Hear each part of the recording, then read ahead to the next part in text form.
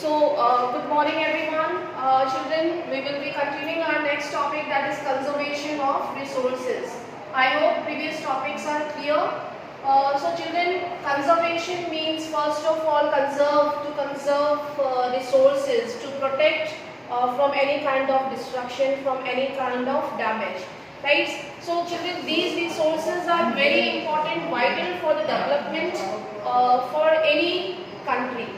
Right? And if we start overusing or irrational consumption or misuse, over-exploitation of resources may lead to the socio-economic problems that we have already seen in previous topic. Right? It may be led to the socio-economical problems and global warming, depletion of resources, like we have gone through in previous topic. I will show you here. You can just learn with the simple trick like DDG. Okay, I have prepared a trick.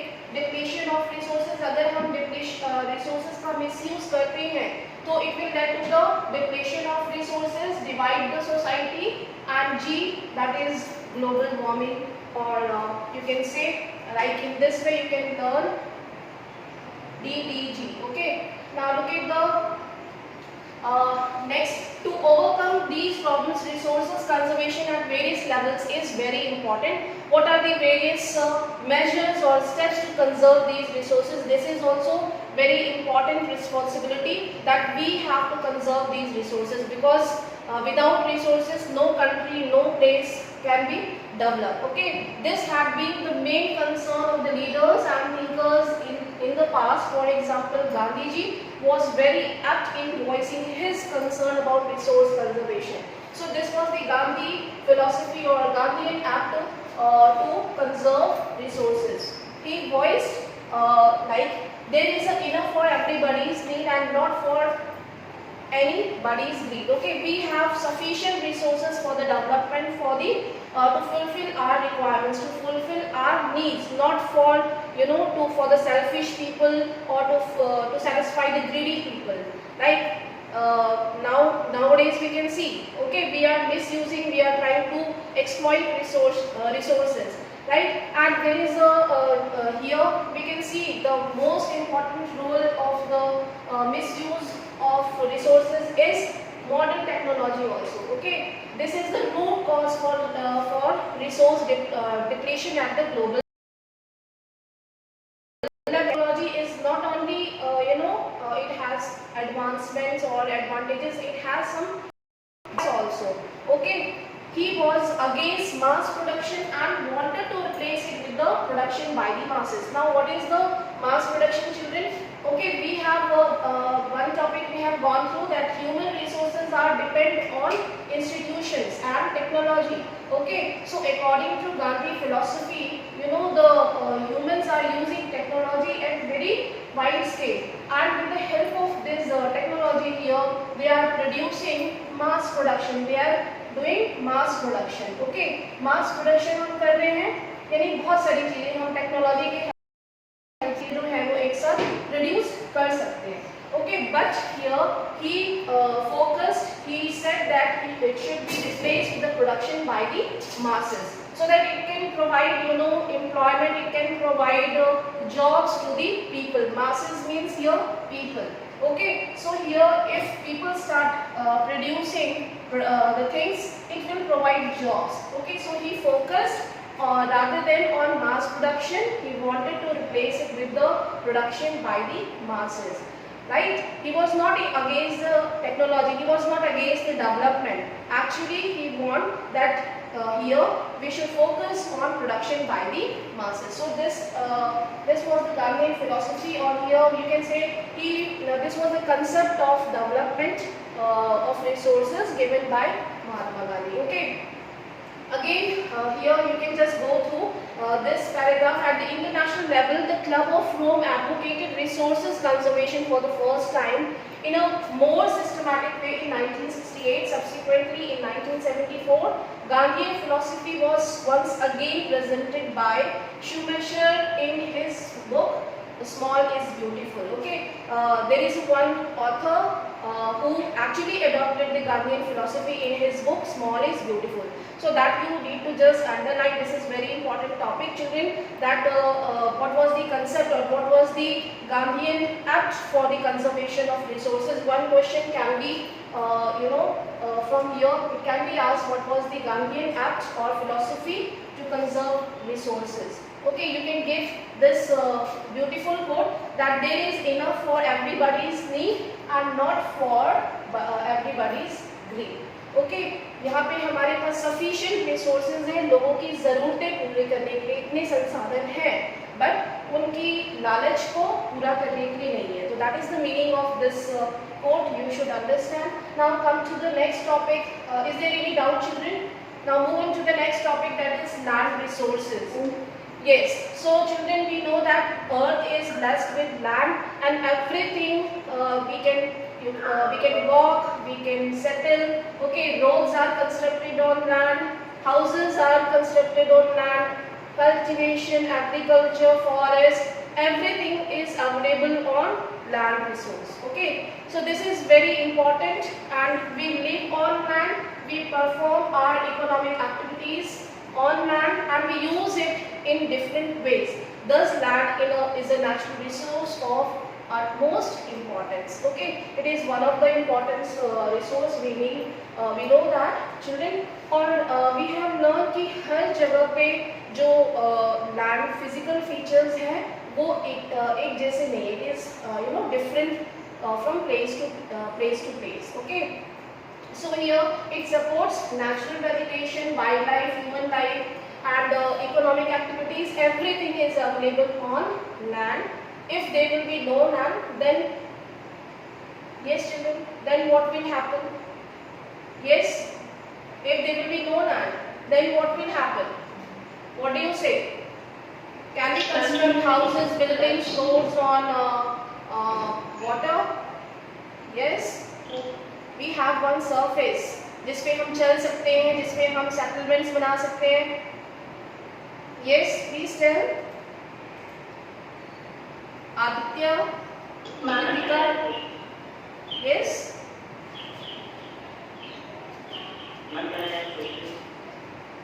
Yes, please speak. Yes, Shri. Ma'am, can we call the land resources as individual resources? Individual resources, how? No, it is not so. Land can be possessed by individual, it can be possessed by community, or by national government, or by international government, right? So how can you say? Ma'am, we all can own the land. Yes, we own, we possess land, right? So that will be included in individual, but not all the time, right? So land is an asset of a finite magnitude. Okay, therefore it is important to use the available land for various purposes with careful planning. It is very important because this land is not flexible, we cannot increase. Okay, हमारे पास limited magnitude में land available है. Okay, we cannot increase according to our necessities, according to our needs, right? So now look at the one pie chart. It is given on this page number 5. What kind of land distribution in India? I hope you can see. So children, you can see on page number 5. You can see here the distribution of land. It is given, or basically physical features जो है वो हमारे India में 6 types के हैं. But according to the distribution of land which is available here, it is segregated into 3 parts. The first one is 43% is plain area. Okay, so 43% plain area is available. So plains are very important for what? Yes, is there anyone who can speak? What is the importance of plains? Yes. Mainly for agriculture. Mainly for agriculture. Yes. We do all the economic activities. And settlement. Yes, for secondary. Where do we establish our industries, institutions? On plains, right? On mountains or in plateau regions, it is difficult to construct any infrastructure. difficult to construct roadways, railways on mountains and plateaus, right? So plains are very important. Okay? Yes? When they keep the river flow. Yes, obviously. Okay so plains का जो percentage है students वो कितना है 43% है. Okay in India 43% land is available but basically you have learn in previous class the land available in India is approximately 2.28 million square kilometer, isn't it? आपने इतना पढ़ा है. And population is around 135 according to 2019 135 crore population है. तो you can just imagine कि यहाँ पे जो हमारे पास लैंड है उस पे जो एक तरीके से पॉपुलेशन का बर्डन है. Okay now the percentage of mountains is around 30%. Okay 30% है and plateaus is 27%. So you can see this land area is available in India and ये land distribution है and each and every feature is important in itself because we get resources from plains also. All the kind of economic activities are performed on plains. Even mountains are having a specific kind of resource, for example flora, fauna, rivers. It can be utilized for tourism. We can use the river flowing, parallel rivers flowing from the mountains to generate hydroelectricity, right? And then third one is plateau region. Plateau region is available. It is the storehouse of minerals, right? It is the reserves of minerals and even fossil fuels and forests. So each and every feature, each and every relief feature is important for economic development and हर एक feature पे किसी न किसी type का resource available है. I think you are getting all of you doubt. Anyone? Any question? What percentage of land is available? Yes for cultivation. Can we do cultivation on mountains and plateaus? No, 43%. Yes, 43% land is available, plain lands where we can do the cultivation. Okay. So children, that day we were asking that we are living nearby the river basin Ganga and Yamuna. It is the confluence of two rivers, and here we are having what kind of resource is available in Allahabad? Yes. Tanmay, Ashish. Yes, ma'am. Please don't switch off your cameras. Afzal, Mohammed Afzal, I can't see you. Mama, I answered that. It was the water resource. Yes, it is water resource. So what kind of resources can we generate from river? That is hydroelectricity. We can use river water to generate hydroelectricity, and we can use domestic inland transportation, right? We can encourage tourism as a tourism spot. Okay, like Kumbh Mela is organized every after 6 years and 12 years in Allahabad. So it encourages Kumbh Mela in Allahabad nearby the river Sangam. Okay, so I hope you are getting all of you. Now look at the यहाँ पे students मैंने ये आपको इसीलिए याद दिलाया क्योंकि each and every resource is unique in itself and हर एक resource का अपना importance है. ओके जैसे कि यहाँ पे दिया है rivers provide facilities for tourism and ecological aspect. Okay, so you need to understand. Now look at the next topic. It is about the land utilization. How we can use utilization का मतलब तो clear है सभी को. Utilize, how can we utilize land in India? Basically we are talking about India. Okay, land resources are used for the following purposes. For example, forest. तो India में सबसे पहला जो लैंड का यूटिलाइज है ऐसे बहुत सारे फॉरेस्ट परसेंट कितना है इंडिया में? According to the UNCED there should be 33%, right? 33% जो है वो हर कंट्री में फॉरेस्ट कवर होना ही चाहिए. Are you getting? ठीक है, but in India it is near about 27%.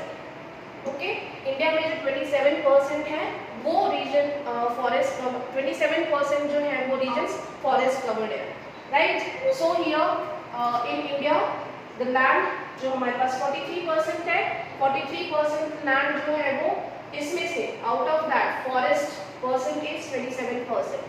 Okay, land not available for cultivation. You can see the second point, the land which is not available for cultivation, on which land we are not doing any activity, any economic activity, that includes barren land, right? Barren means abandoned, we are not doing cultivation, and wasteland like islands, right? जहाँ पे plateaus है या island है, जहाँ पे किसी type का कोई volcanoes है, right? So that land is actually included as barren and wasteland. And second, land put to non-agricultural uses. For example, buildings, roads, factories, institutions, right? तो ऐसे लैंड जहाँ पे कि हम कोई भी एग्रीकल्चर एक्टिविटी नहीं कर रहे हैं, we have made our settlements, roads, building, etc. etc. Okay, so that is also included, land not available for cultivation. Then third, other uncultivated land excluding fallow land. Fallow land means children, we are not growing anything on a particular land, ठीक है, other than uncultivated land, excluding fallow land. Then it includes permanent pastures. There are pasture lands. When we come down from the slopes, there are some pastures and grazing land that is included. That उसमें भी हम कोई agriculture नहीं कर रहे. Land under miscellaneous tree crops, groves. There are sacred groves, tree crops जिसमें भी हम cultivation नहीं कर रहे. And cultivable wasteland that is left uncultivated for more than 5 years. Right? Then next one is fallow lands again, which is left, we are not growing anything, okay, that is currently fallow, and for one or more than one agricultural year. What is agricultural year? It is basically depend on monsoon. It starts from July to again April, okay, when we grow kharif and rabi crop. In between there is a one transition period. Okay, so other than current fallow land, uncultivated for the past 1 to 5 years. So this all will be included as fallow land. Then next important term is net sown area. Net sown area, for example, whatever we grow in one agricultural year, only at a one time, right? एक field पे जब हम agricultural year में सिर्फ एक बार का कोई crop grow करते हैं, that area is called net sown area. Right? And when we grow at least 2 crops or more than 2 crops in a particular field, that is called cross crop area. Okay, so that is, in this way we are using land pattern. Okay, land is using in India. Okay, I hope this is clear to you, all of you. Now look at the next one. Yes. Land use pattern in India. How we are land in India. The use of land is determined both by physical factors such as topography, climate, soil types, as well as human factors. So children, this is one mark question, one word question, right? What are the factors on which the land is, what are the determining factors for the use of land? Yes, is there anyone who can speak? What are the determining factors for the use of land? Yes, Kashish, Avinash, Hariom, I cannot see. Yes, ma'am, can you please repeat the question? What are the determining factors for the use of land in India? I have just explained these factors. Ma'am? Yes, Climate and soil type. yes, climate and soil type. It will be included as physical factors. Understand? Okay. Physical factors. Population and capability of technology. Yes, it will be included in. Then tradition also. Yes, repeat. Ma'am, mineral resources needed. Human resources. Yes, very good. What happened?